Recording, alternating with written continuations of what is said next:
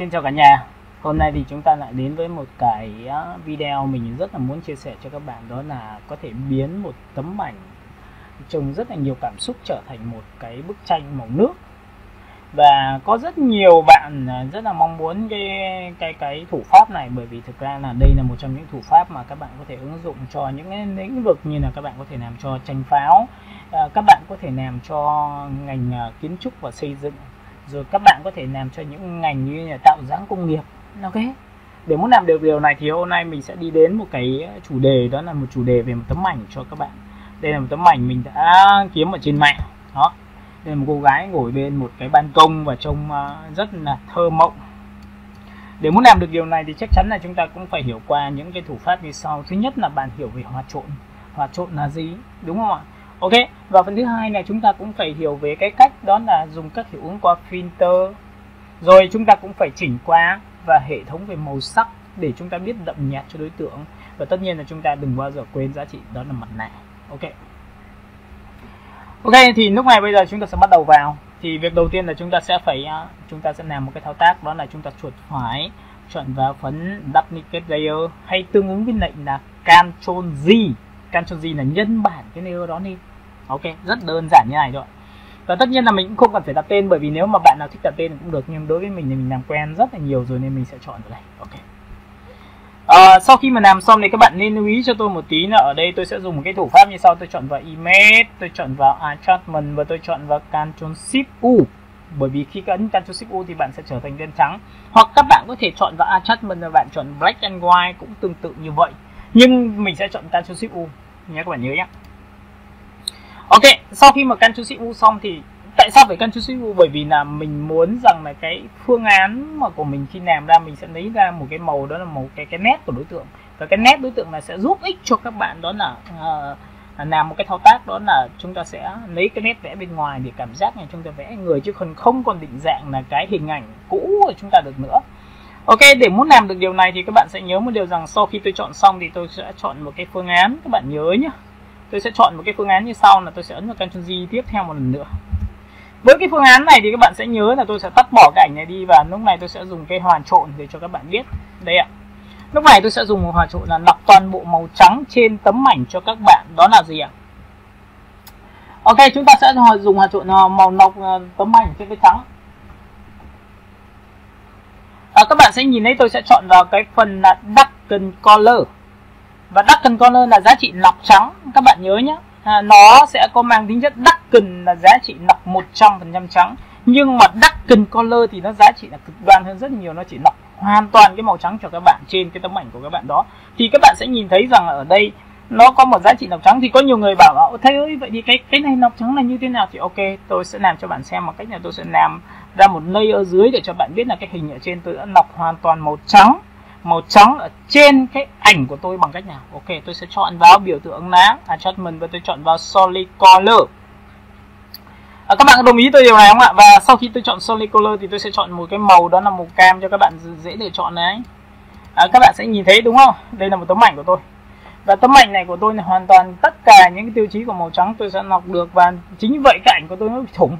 Và thủng ra như thế các bạn sẽ nhìn thấy là cái màu cam ở phần phía dưới. Và tất nhiên sau khi mà làm xong cái biểu tượng này Darken Color thì các bạn sẽ nhìn thấy là nếu tôi sổ xuống cái phần này, nếu tôi làm cái giá trị nó không có tác dụng trên màu trắng nhé, các bạn nhớ nhá. Và lúc này tôi giảm cái phi này xuống thì các bạn sẽ nhìn thấy cái ảnh của tôi sẽ làm sao? Nó sẽ mờ xuống một độ, Cái nhiệm vụ của chúng ta là gì? Để làm điều đó để cho cái ảnh của chúng ta ở dưới nó có cảm giác là cái màu của màu nước của chúng ta nó nhạt đi một độ, nó không giống ảnh thật. Ok.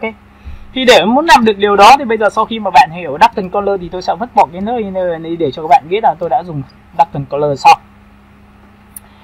Phần thứ hai nữa là sau khi tôi chọn vị trí phía trên thì các bạn sẽ để ý là lúc này tôi sẽ chọn vào biểu tượng là Ctrl Y ngắn. Ctrl Y ngắn xong như này thì tôi sẽ chọn vào biểu tượng đó là Color Dock. Và Color Dock thì các bạn sẽ nhìn thấy là Color Dock thì nó sẽ làm ra cái biểu tượng này. Và lúc này chúng ta chọn vào Filter, chúng ta chọn vào Other và chúng ta chọn vào Minimum. Với cái Minimum này thì các bạn sẽ nhìn thấy là cái ảnh của tôi đã tạo ra một tính chất là khá là màu nước. Các bạn nhìn này, ở đằng xa này khá là giống này. Các bạn nhìn không ạ? Ok, rất là ổn về mặt hình thức của chúng ta rồi. Lúc này thì sau khi mà các bạn sẽ nhìn thấy cái biểu tượng của chúng ta rồi thì bây giờ các bạn sẽ nhìn này, lúc này tôi sẽ chọn vào đây rồi tôi giảm cái fill cho các bạn sẽ nhìn thấy. Đó, các bạn sẽ nhìn thấy cái ảnh của chúng ta nó sẽ giống hơn. Nhìn này, tôi giảm xuống thì các bạn nhìn không? Tôi đẩy nhảy nhé, thì cái này nó không có màu, nhưng mà khi tôi đẩy nhảy thì các bạn sẽ nhìn thấy nó có màu. Đó, nó sẽ lấy được cái màu dưới của cái ảnh của chúng ta, được không ạ? Ok, bởi vì nó sẽ giảm toàn bộ cái tông bề mặt đi cho các bạn để các bạn dễ nhìn hơn. Ok, và sau khi mà đã chọn xong cái vị trí đó thì bắt đầu tôi mới dùng một cái thao tác như sau, là các bạn sẽ để ý cho tôi một tí. Ok, tôi chọn vào đây. Nào, với cái nét của chúng ta là được như này thì các bạn sẽ nhìn thấy cái nét của tôi đây rồi. Ok, phần thứ hai nữa là cái phần phía dưới layer cuối cùng, layer dưới là layer background, thì tôi chuột phải tôi chọn vào cái convert smart object.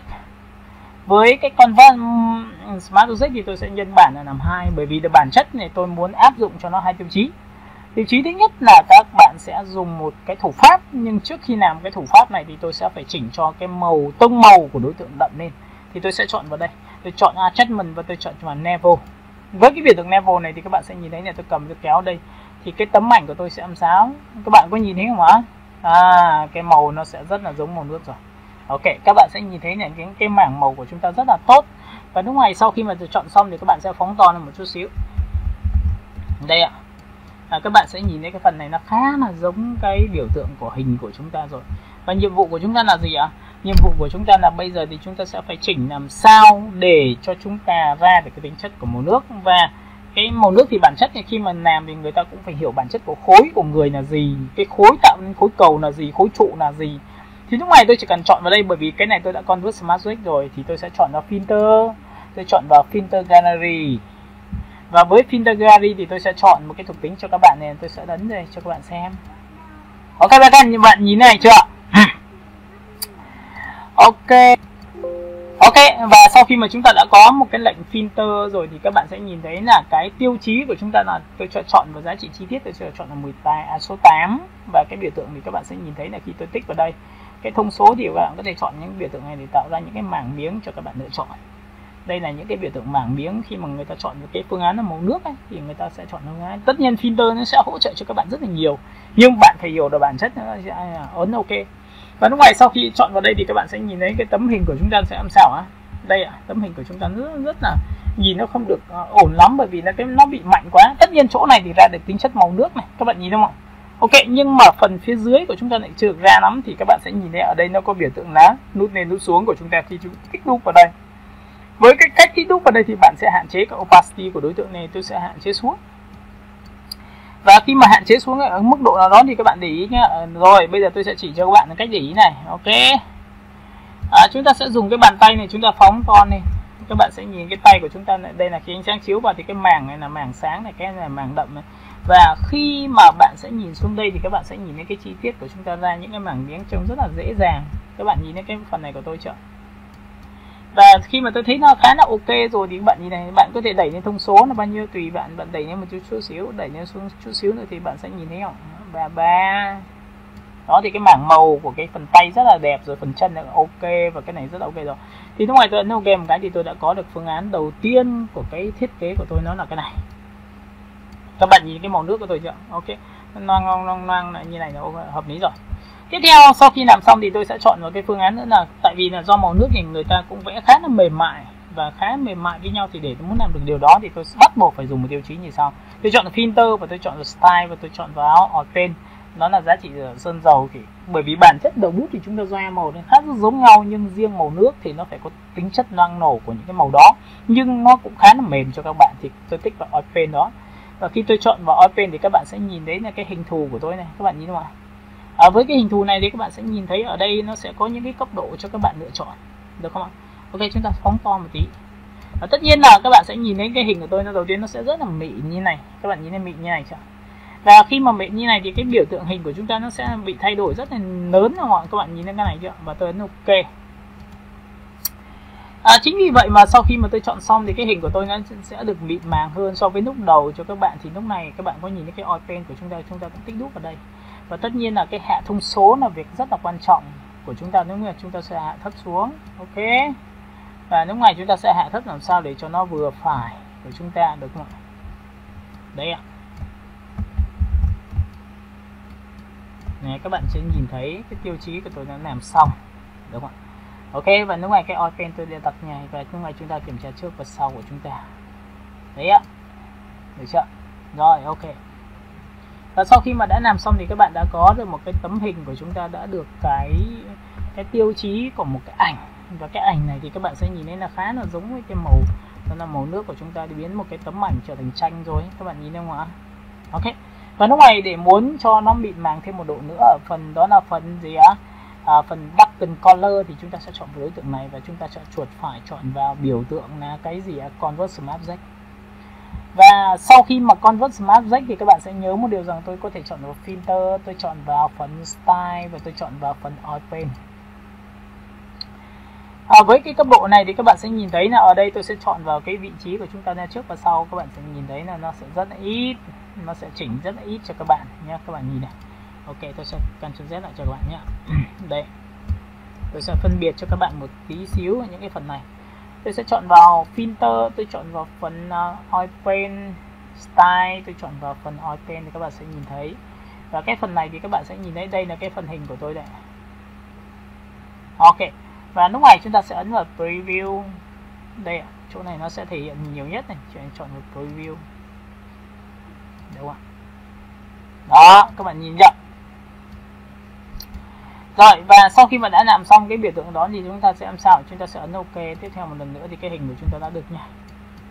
Và tiếp theo, cái phần nét của chúng ta có cần làm mềm đi không thì chúng ta sẽ chọn ở phần phía trên. Tôi cũng chọn tương tự như vậy, chọn filter, chọn vào style và tôi chọn vào phần oil paint tiếp theo một lần nữa.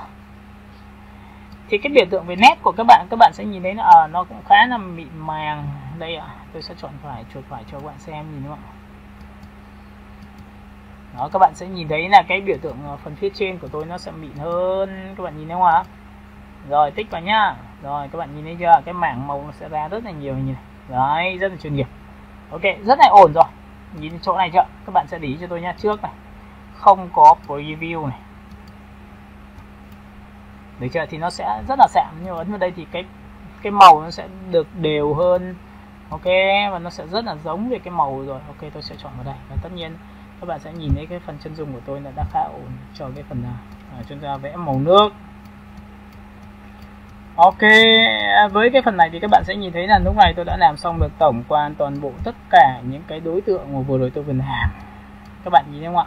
Và đây là một trong những cái phương pháp mà các bạn có thể làm ra cái biểu tượng hình của chúng ta. Và tất nhiên sau khi làm xong đến đây thì bạn có thể lựa chọn là một.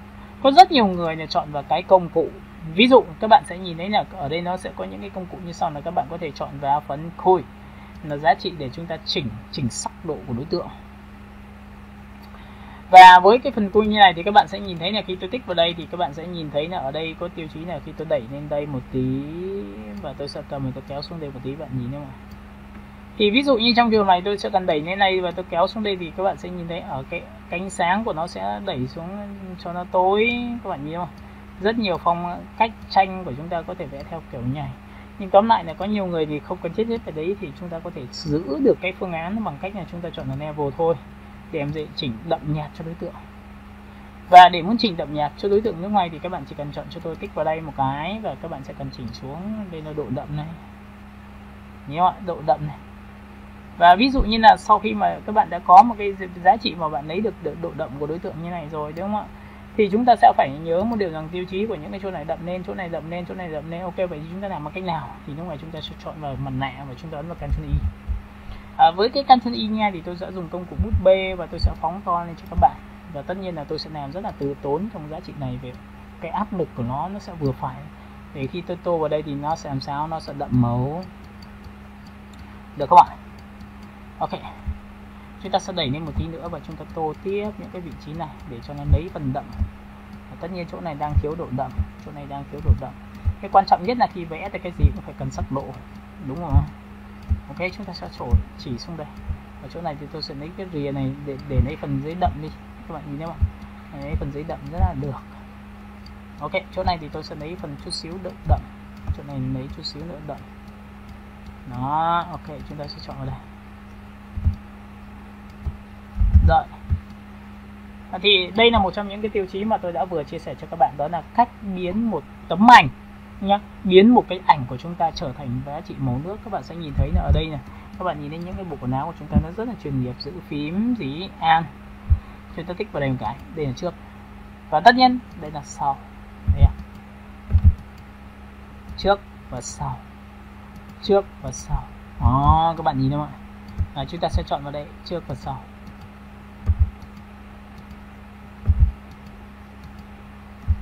Đó, các bạn nhìn không ạ? Rồi, thì đây là một trong những cái cách mà tôi vừa chia sẻ cho các bạn, đó là cách biến một tấm ảnh trở thành cái gì ạ? Là một cái giá trị. Vì khi chúng ta vẽ tranh màu nước, màu trắng nước thì đây là một trong những cái hình mà chúng ta mong muốn, được không ạ? Ok. Với cái bài này thì tôi đã chia sẻ cho các bạn một cái cách, đó là cách biến một tấm ảnh trở thành cái giá trị, đó là biến thành màu nước rồi. Và hy vọng rằng cái video này rất là hay, và khi mong muốn sẽ đóng góp lại cho các bạn những cái tác dụng hữu ích để cho các bạn phục vụ cho cái vấn đề về công việc.